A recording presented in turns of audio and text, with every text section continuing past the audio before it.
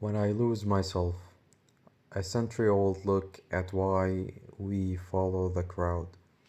In a crowd, the individual is not himself.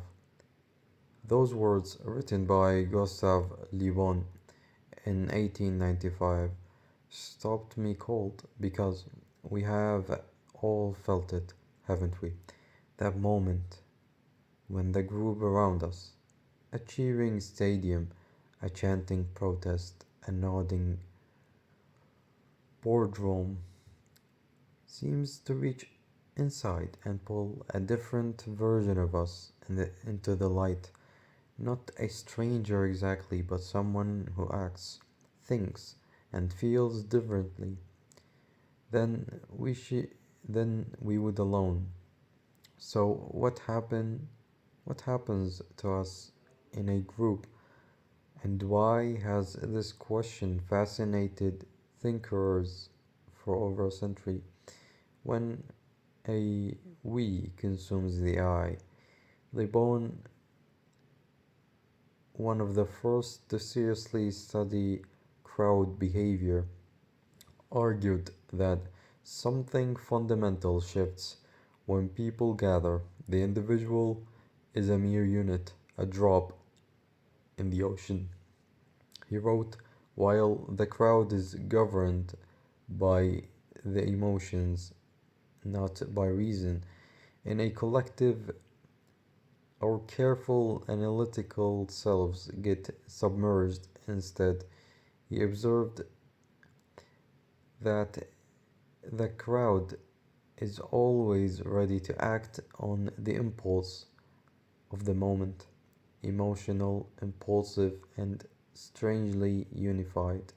Le Bon, The Crowd, 1895. The unity, however, comes at a cost.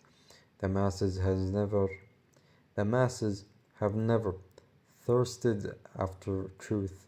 Le Bon warned, however, can supply them with illusions is easily whoever can supply them with illusions is easily their master. Whoever attempts to destroy their illusion is always their victim. His words suggest that groups don't just amplify our feelings, they can hollow out our critical thinking, leaving us vulnerable to anyone who can offer a compelling story. The small groups that make us human. But group influence isn't only about roaring crowds. It begins much closer to home. In 1909, sociologist Charles Horton Colway introduced the idea of primary groups, the intimate circles of family, close friends, and neighbors that shape us from childhood.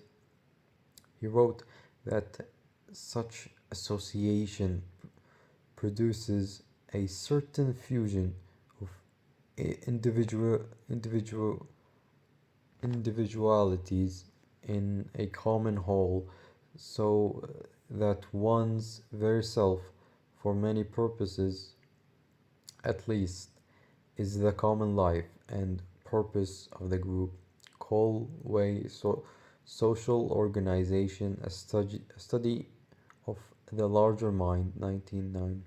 Colway believed that in these small face-to-face groups, we don't just learn to cooperate, we learn who we are. The result, he said, is that it is a we.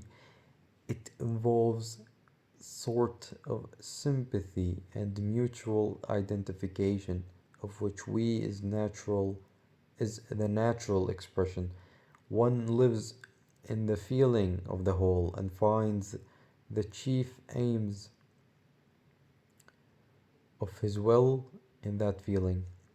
Long before we ever join a crowd, our sense of self is already woven from expectations, affections, and judgments of those closest to us,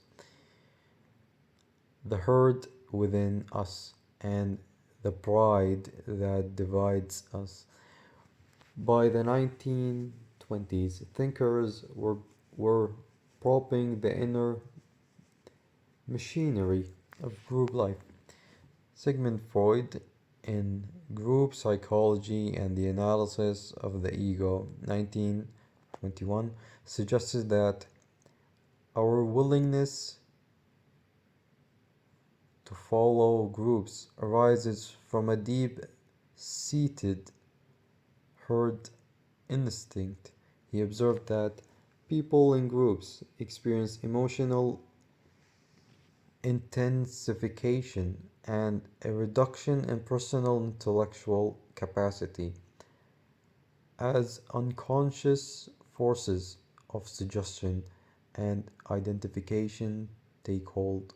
For Freud, the group taps into something primitive, a longing to belong that can override our individual judgment. At the same time, sociologist William Graham Sumner pointed to a darker side of group belonging, the way groups define themselves against outsiders. Each group, Sumner wrote in Folkways 1906, nourishes its own pride and vanity, boosts itself superior, exalts its own divinities, and looks with contempt on outsiders.